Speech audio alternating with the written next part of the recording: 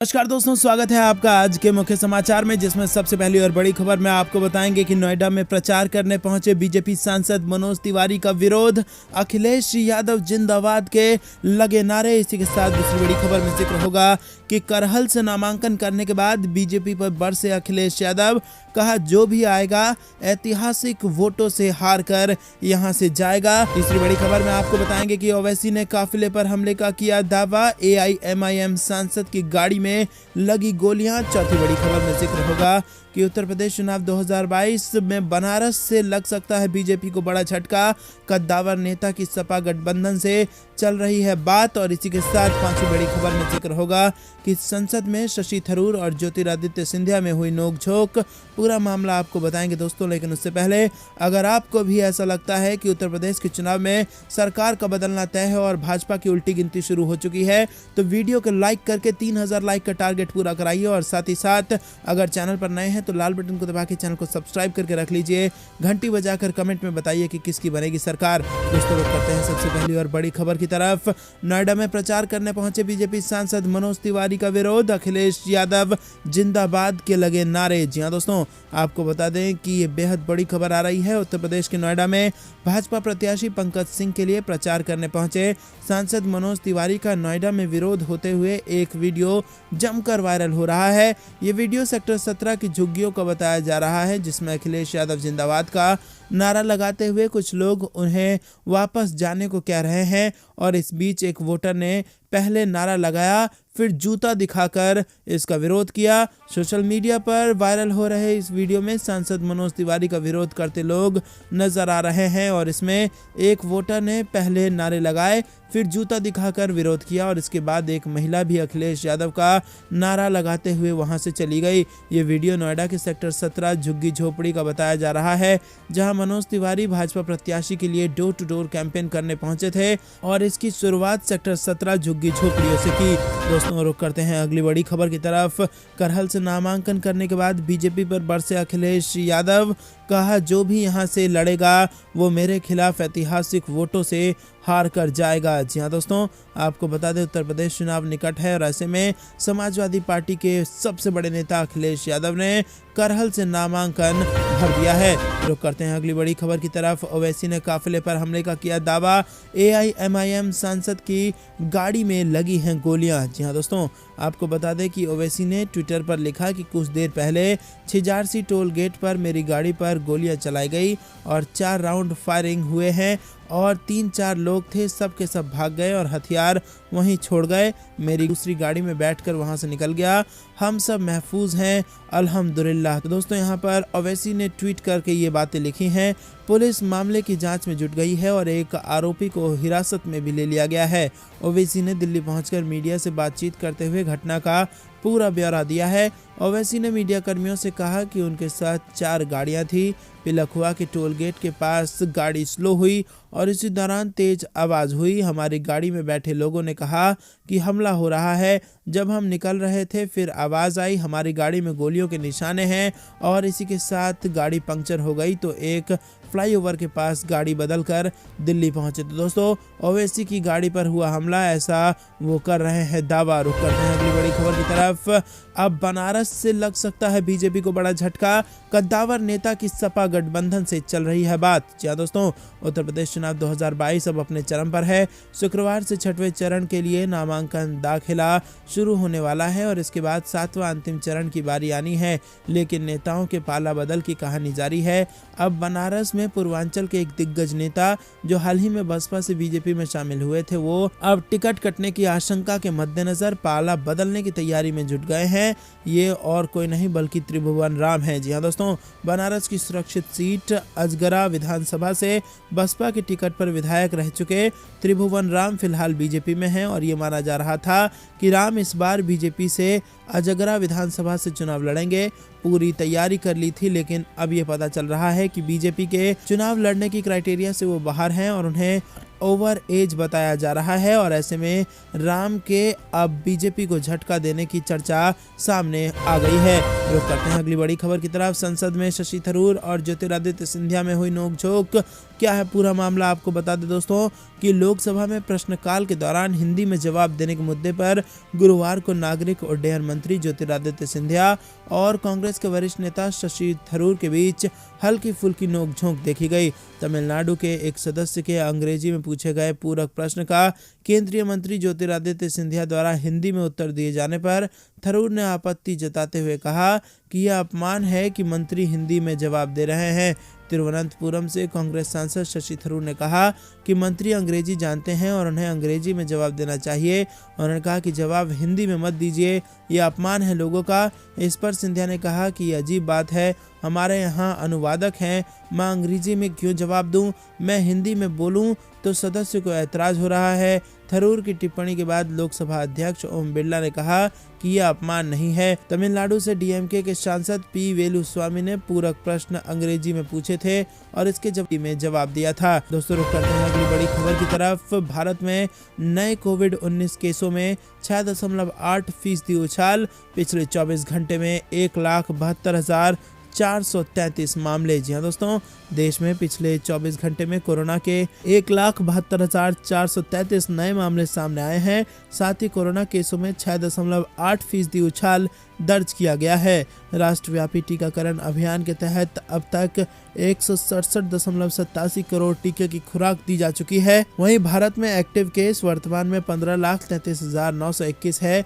वहीं recovery rate अभी 95.14% है। देश में पॉजिटिविटी रेट भी 11% है। पिछले 24 घंटे में 2,59,107 लोग कोरोना से ठीक हुए हैं। दोस्तों रुक करते हैं अगली बड़ी खबर की तरफ।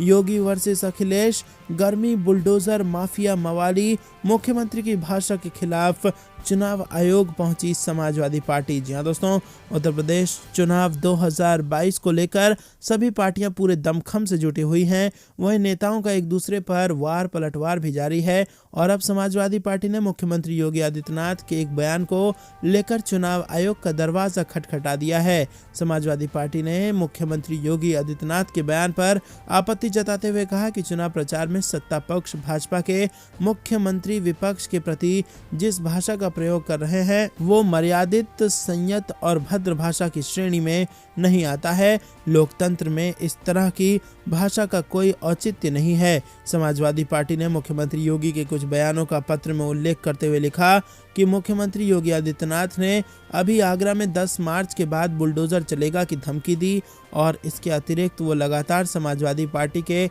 नेतृत्व को गुंडा, मवाली, माफिया बता रहे हैं।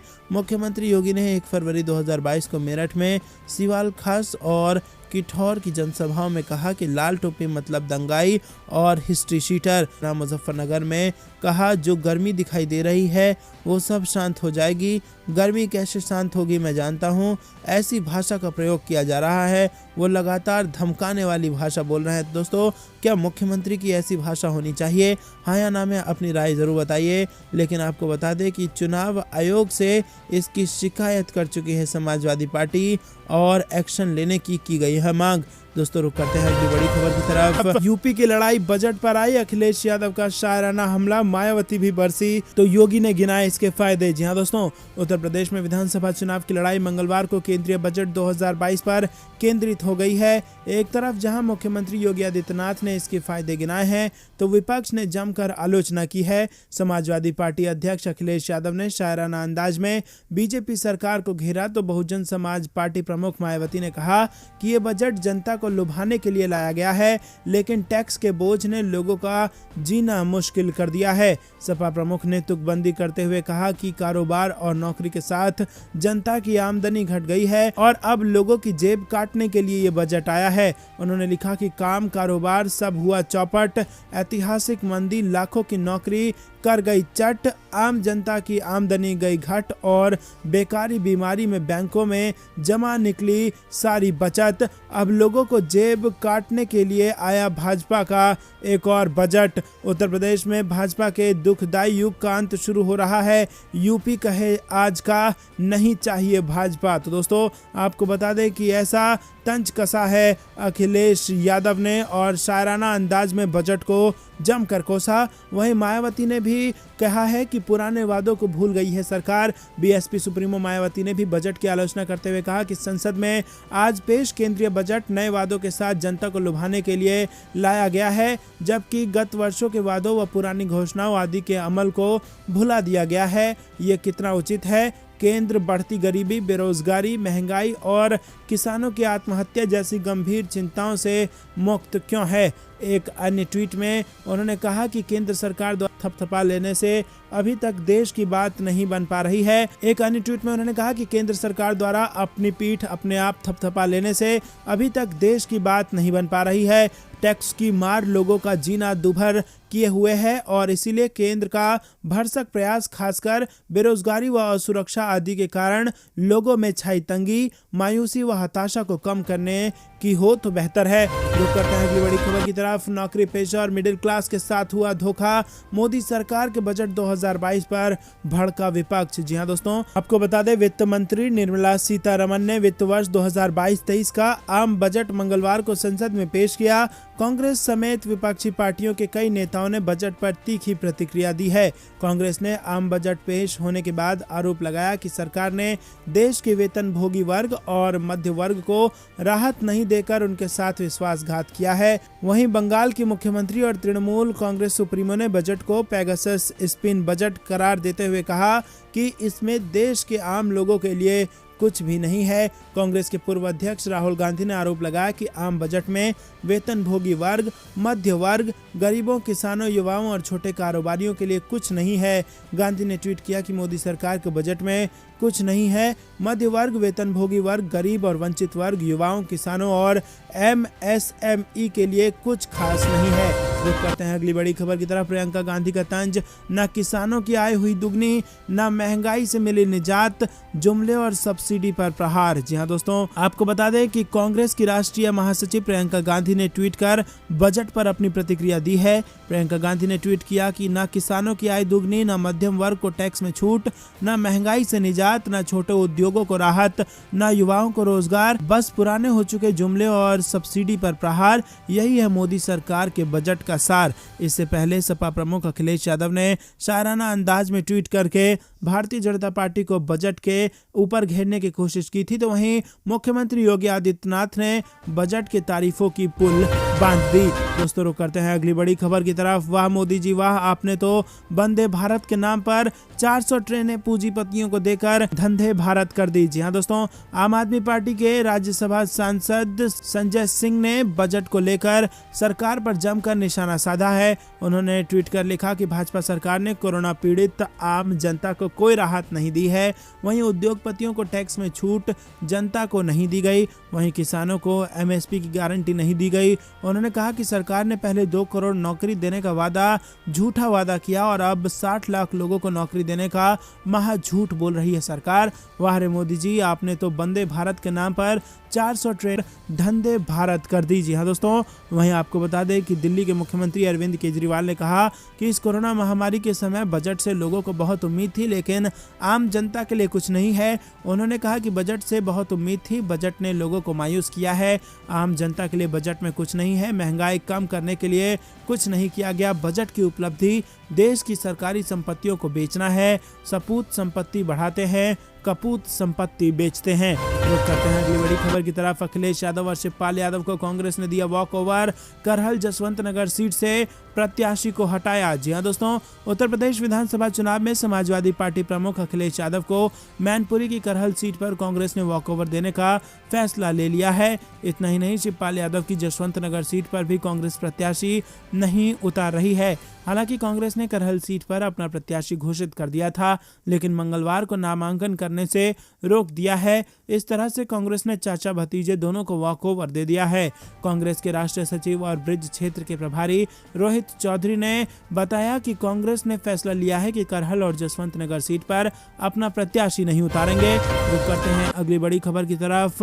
यूपी कांग्रेस मुख्यालय में इंक में केमिकल मिलाकर कन्हैया कुमार पर किया गया हमला।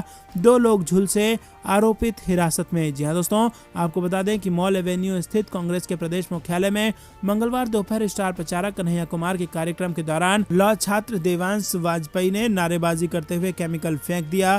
केमिकल पड़ने से कांग्रेस के 2 वार्ड अध्यक्ष झुलस गए। घटना से परिसर में अफरा तफरी मच गई। दोनों वार्ड अध्यक्ष को आनन फानन इलाज के लिए सिविल अस्पताल ले जाया गया।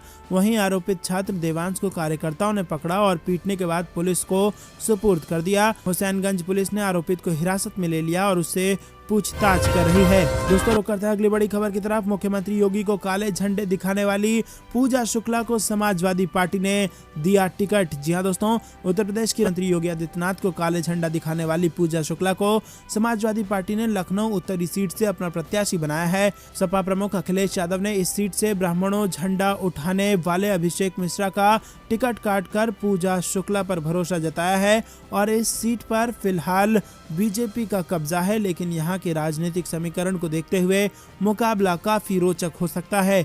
लखनऊ विश्वविद्यालय में वामपंथी संगठन आइसा से छात्र नेता के तौर पर सियासी सफर की शुरुआत करने वाली पूजा शुक्ला को सपा ने लखनऊ के उत्तरी सीट से प्रत्याशी बनाया है।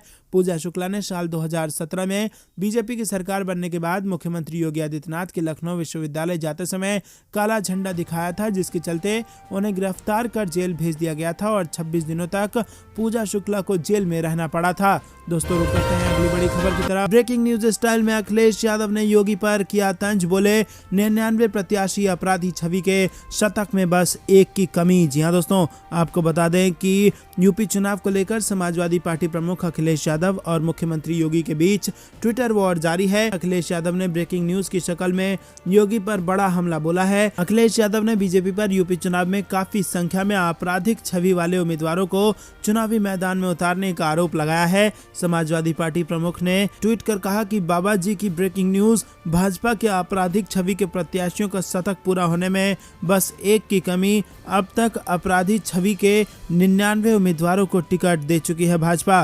दरअसल मुख्यमंत्री योगी समेत पूरी बीजेपी समाजवादी पार्टी के समय के कानून व्यवस्था को खराब बताते हुए अखिलेश यादव पर निशाना साधते रही है। खुद सीएम योगी भी तरह तरह के शब्दों से सपा को संबोधित कर चुके हैं। दोस्तों, रुक करते हैं अगली बड़ी खबर की तरफ। जयंत चौधरी का भाजपा पर पलटवार, कहा ऐसा भर भर कर वोट दो कि बीजेपी नेताओं की चर्बी उतर जाए। दोस्तों, आपको बता दें कि उत्तर प्रदेश चुनावों में बड़े नेता पार्टी के उम्मीदवारों का प्रचार करने के लिए रण में उतर चुके हैं। सोमवार को राष्ट्रीय लोक दल के प्रमुख जयंत चौधरी चुनाव प्रचार के लिए अलीगढ़ पहुंचे और इस दौरान जयंत चौधरी ने कहा कि नल के बटन को इतना दबाना कि भाजपा नेताओं की जितनी चर्बी चढ़ गई है वो सब उतार देना। अलीगढ़ से राष्ट्रीय लोक दल के प्रत्याशी वीरपाल सिंह दिवाकर के समर्थन में एक चुनावी सभा को संबोधित करते हुए जयंत चौधरी ने कहा कि प्रदेश में चौधरी चरण सिंह की कलम से गुंडा कानून बना था, बाबा ने कोई कानून नहीं बना। कि बाबा कह रहे हैं कि इनकी गर्मी निकाल दूंगा, मई जून में शिमला जैसी ठंड हो जाएगी।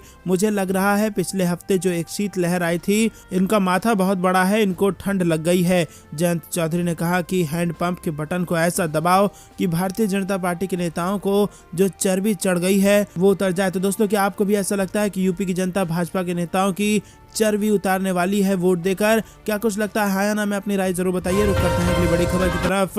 किसानों का बड़ा ऐलान, बोले सरकार हमारे धैर्य की ना ले परीक्षा, वादे पूरे करे नहीं तो फिर से करेंगे आंदोलन। दरअसल दोस्तों, आपको बता दें कि संयुक्त किसान मोर्चा के कार्यकर्ताओं ने सोमवार को तहसील परिसर में प्रदर्शन कर विश्वासघात दिवस मनाया और इसके बाद प्रधानमंत्री को संबोधित ज्ञापन उप जिलाधिकारी कार्यालय में सौंप दिया। ज्ञापन में कहा कि सरकार ने किसानों के साथ विश्वासघात किया है। किसानों को एमएसपी पर कानून का आश्वासन दिया गया था। इसके लिए किसानों की 5 सदस्यीय टीम भी गठित की गई थी। ना तो टीम से कोई चर्चा की गई और न ही संसद में एमएसपी पर कोई अध्यादेश लाया गया। ज्ञापन में चेतावनी दी गई है कि इस पर जल्द कदम नहीं उठाया गया तो गाजीपुर जैसा आंदोलन जनपद के प्रत्येक जिले के मुख्यालय पर किया जाएगा। दोस्तों, रुक करते हैं अगली बड़ी खबर की तरफ। बीजेपी उम्मीदवार ने प्रचार के लिए निकाली घोड़े पर बारात, नाच के साथ लुटाए गए पैसे और कर दिया गया उसके खिलाफ नोटिस जारी। जी हाँ दोस्तों, उत्तर प्रदेश विधानसभा चुनाव के दौरान उम्मीदवार जुदा तरीके से प्रचार कर लोगों के बीच चर्चा का विषय बनना चाह रहे हैं। इसमें बीजेपी के उम्मीदवार पीछे नहीं हैं। चर्चा है कि बुलंदशहर में बीजेपी प्रत्याशी प्रदीप चौधरी ने घोड़े पर बैठकर प्रचार के लिए बारात निकाल दी। इस दौरान उन्होंने काफी भीड़ भी जुटा ली थी। यहाँ खूब नाच हुआ, साथ ही समर्थकों ने पैसे भी लुटाए। अब चुनाव आयोग ने इस मामले में प्रदीप चौधरी को नोटिस थमा दिया है। चुनाव आयोग के सामने इस मामले से जुड़ा वीडियो आया है। इसके बाद सोमवार को कोविड संबंधी दिशा निर्देशों के उल्लंघन के मामले में बुलंदशहर सदर सीट से बीजेपी उम्मीदवार प्रदीप चौधरी को नोटिस जारी किया गया। अधिकारियों ने बताया कि वीडियो में बीजेपी उम्मीदवार को समर्थकों संग नाचते हुए दिखाया गया है। अधिकारियों ने कहा है कि निर्वाचन अधिकारी ने प्रदीप चौधरी से 24 घंटे के अंदर स्पष्टीकरण मांगा है। निर्वाचन आयोग ने चुनाव वाले राज्यों में रोड शो, पदयात्रा, वाहन रैली और जुलूस निकालने पर 11 फरवरी तक रोक लगाया है। जिला अधिकारी चंद्र प्रकाश सिंह ने कहा है कि इस वीडियो को समाचार चैनल पर भी दिखाया जा रहा है कि कैसे बीजेपी उम्मीदवार ने चुनाव संबंधी दिशा निर्देश। तो दोस्तों, ये थी दिन भर कुछ बेहतरीन और बड़ी खबरें। तक बने रहने के लिए बहुत बहुत धन्यवाद। देख रहे थे आपका अपना चैनल। जय हिंद, जय भारत।